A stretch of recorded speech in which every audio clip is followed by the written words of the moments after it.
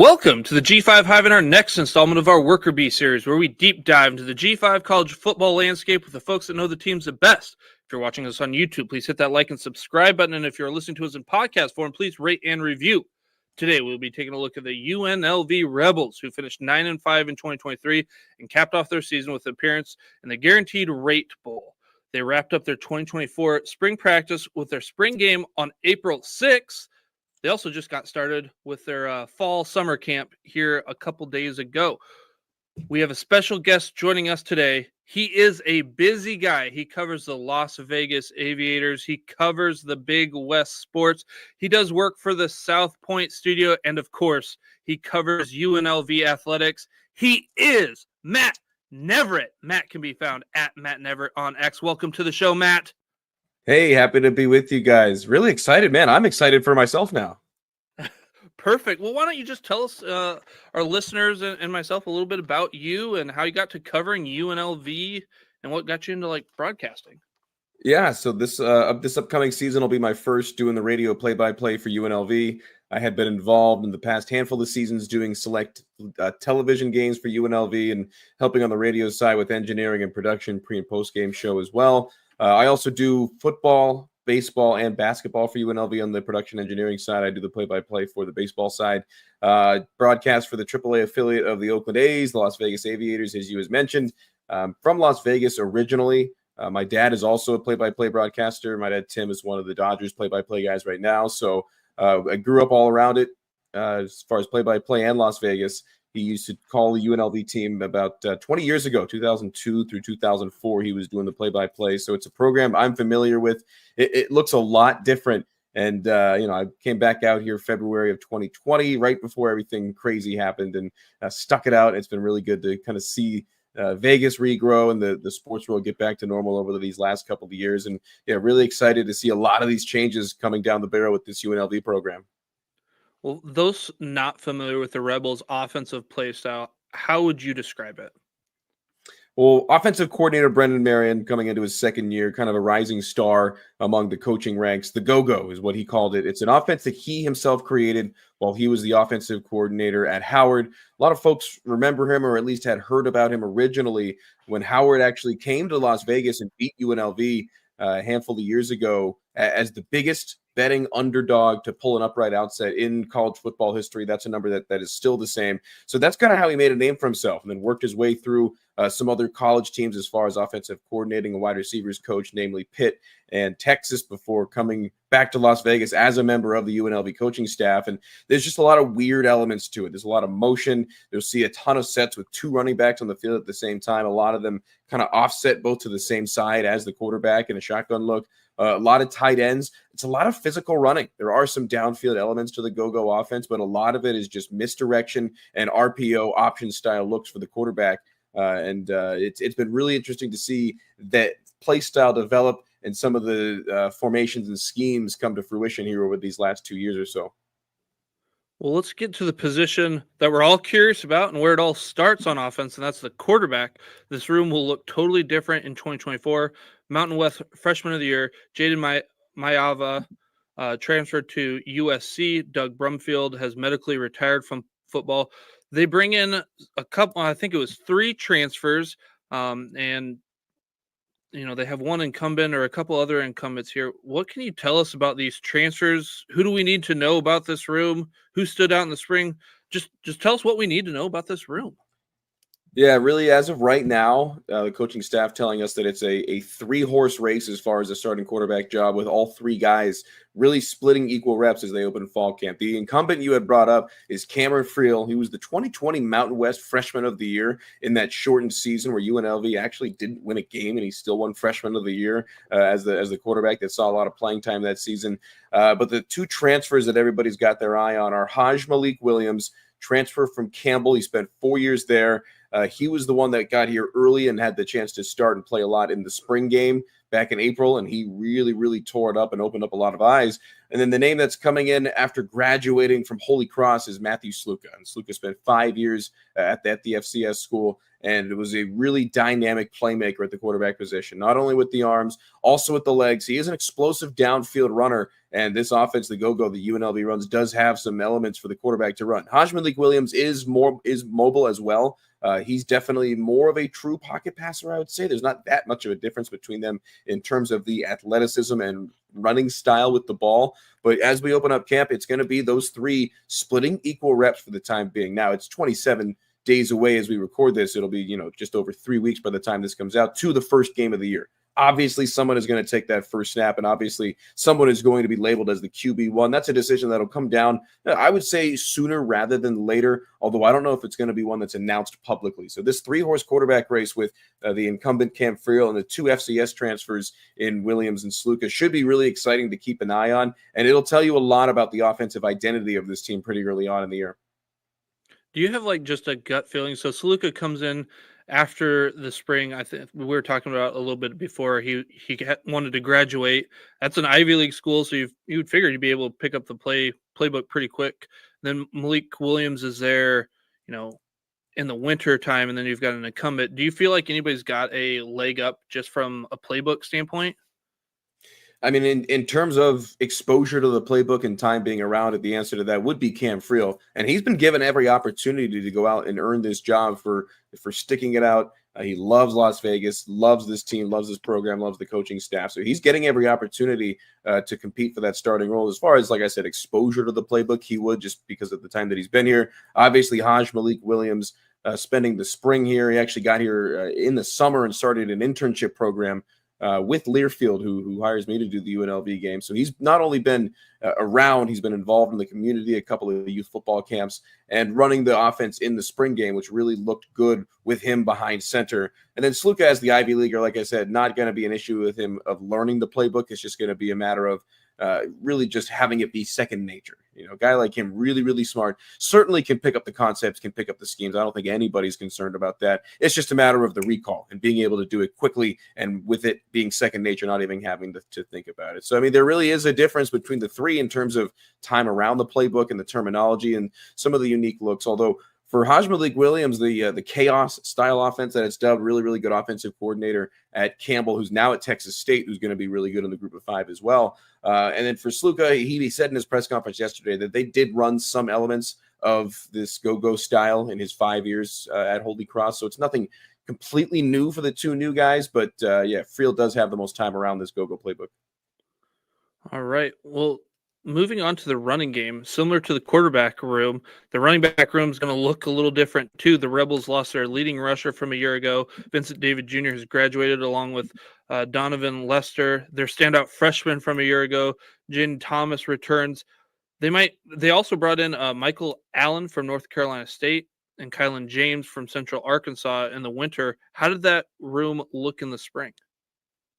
It looked good. It looked deep. And with the way that this go-go offense is, mentioned earlier, that they're typically more often than not is 2 running backs on the field at the same time, there is a lot of rotation. I mean, they basically ran 5 deep for the majority of last year until a guy named Jordan Young-Humphreys got hurt about 2/3 of the way through the season. Then they really kind of clamped it down and made it more of a 3-man rotation. But I could see them returning to a running back by committee, which for other teams is a negative. That's a positive here for UNLV. Jaden, they call him Jet Thomas, the leading freshman rusher in the nation last year in terms of yards, 12 rushing touchdowns as well to lead all the freshmen in the NCAA. He's going to get the quote-unquote number 1 starts and spots and handoffs. But with the way that this offense is, the running backs get a lot of touches out of the backfield. If you can have a thunder and lightning style, it really, really helps. And I think that they brought in the boom with Kylan James from Central Arkansas. I saw him yesterday at practice. I mean, he's built like a fire hydrant. He is short and squat and 205 pounds at 5'10", and is a real downfield runner and a great run blocker, which you have to be in this offense because of the looks and the protection that they require coming on around the outside and one-on-ones with the running backs. Michael Allen's going to get the looks as well. Really useful in short yardage. He's also a phenomenal pass blocker from what we're told. NC State really just didn't give much of an opportunity. And the other name to keep an eye on is Greg Burrell. He's an incoming true freshman, and he's been getting a ton of touches, both in the spring and in the early part of fall practice. So between those 4, they're really going to all see a lot of touches in different scenarios, with Jet Thomas leading the room. But I think he'd be the first to tell you that it is a real team backfield as far as the running backs are concerned. So when it comes to that running back room, can you describe what it's like with that rotation that you saw last year? Is it, hey, you got a guy between the 20s, you got a guy that does the red zone work, it's hot hand approach, it's, hey, whoever, you might have had a big long run and you kind of like to reward those guys with a touchdown, but they're really tired, so we're going to sub you out, and somebody, what you call vultures a touchdown or whatnot. How Yeah. do those guys get used in that running game? Yeah, normally I think of the vulture when it comes to fantasy football in the NFL, taking some points away from a guy. But it is just kind of by committee. I mean, there are different styles, obviously. Jet Thomas and Greg Burrell are going to be the two real outside guys as far as the quick scat backs, with Allen and Kylan James really being the bowling balls in the middle, if you will. It is kind of just by what is happening on the field. You'll see early in drives a lot of Jet Thomas. They'll try to work him to the outside. He's a phenomenal pass catcher as well out of the backfield. The one thing to keep in mind, too, is that in this offense, with all the misdirection, just as what we saw last year in the first year that it was implemented here at UNLV, there were a lot of passing looks near the goal line, more so than we've seen from other teams, a lot of jet sweeps, a lot of quick little out routes, and with the tight end room the way that it is this year, and we'll get to it, there's going to be some more involvement from the tight ends, especially in those red zone situations. So while you do have that lightning and thunder style, the fact that two running backs are on the field way more often than not, it really kind of sets it up to be super, super balanced. And you'll see really four, and I think there's going to be a five-man rotation by the time all is said and done this year. You're going to see five guys splitting touches, with maybe two of them getting a little bit more than the others. They do typically also have a third down back that they kind of develop throughout the year, as far as some catching looks out of the backfield, some screen plays, some draws. So it's definitely an offense that we saw develop throughout the year last year, and I think we're going to see a lot of the same, especially when it comes to how the running backs are utilized. Well, let's move over to the passing game. That room is highlighted by the return of Mountain West first team all conference duo and Ricky White and Jacob DeJesus. Jesus got his nod there from the special team side of the ball. They also added a few guys from the portal, one in the winter and one in the spring. We kind of heard rumors that Ricky White might leave for Notre Dame, but that never really materialized. What can you tell us about, what were vibes around campus, around town, at that time? I mean, yeah, keeping Ricky White was going to be a critical challenge and an opportunity for this coaching staff throughout the entire offseason, with the way that the college football landscape is now. Yeah, there were folks that thought that Ricky White was destined anywhere else, let alone Notre Dame, one of the top programs historically in all of college football. Although with the way his involvement in the community, and this is just from what I've seen and what I've noticed, not having really been around a ton in the winter, as far as when that stuff was kind of going down, I had a feeling he was going to stay. And maybe that's just hindsight being 2020, but he really loves this coaching staff. They gave him the opportunity after Michigan State kind of kicked him by the wayside, and he is rewarding those that have had the faith in him. And in this offense, there are a lot of downfield looks. It is a run-first offense. Don't get that twisted. A lot of folks think that this is some crazy spread, air raid style offense. Yeah, there's downfield elements, but at the end of the day, it's a zone blocking, zone running, RPO, quarterback keeper type of system with some bruising running backs on the field at all times. But Ricky White does get his looks down the field. And in one-on-ones, he's going to have a lot more opportunities this season, especially on those deep threats with a lot of the wide receivers that they brought in. I think he kind of realized that early on and stuck it out. He's turned into one of the leaders of this team, along with Jackson Woodard, really those two guys, the top two leaders on this team overall. Well, can you tell us what the receiver room looked like here in the spring? I think most of the guys were there. Like I mentioned, there was one transfer that came in afterwards. Yeah, Casey Kane, the Texas transfer, really going to be the number 2 guy this year as far as on the outside and the downfield threat, with DeJesus bringing up that slot role. And they'll find different ways, and I'll definitely touch on that in a second, because Jacob DeJesus is such a dynamic athlete. But really, Casey Kane is going to be the Robin to Ricky White's Batman, if you will. And that's nothing against Robin or Casey Kane, because he's going to get his looks, but he's definitely going to free up Ricky to get some wide open one-on-one looks on the other side. And honestly, the other name that's been brought up a lot, and he didn't really compete too much in the spring game, Jaden Bradley. He's going to wear number 0 this year. He was with Brennan Marion when he was the wide receivers coach at Pitt. He was at the University of Charlotte last year. 6'4", 200-pounder out of Fayetteville, North Carolina. He's going to be really the possession guy, I would say, outside of those two main threats in Ricky White and Casey Kane. Jaden Bradley's a name that I've heard a lot of people, including the coaches and including the 3 quarterbacks who spoke yesterday at UNLV practice, they all kind of mentioned Jaden Bradley at one point or another. I think he's going to be an unheralded guy that's going to get some touches. All right. Well, you kind of touched a little bit on the tight ends. How would you describe their utilization is in this offense if somebody's never watched a UNLV game? So last year it was a little bit different of a room because Phil Ballanguy was going to get the start this year at the tight end position, and is a guy that certainly could play on Sundays if this year goes well. Shelton Zion III was the running back last year. He graduated.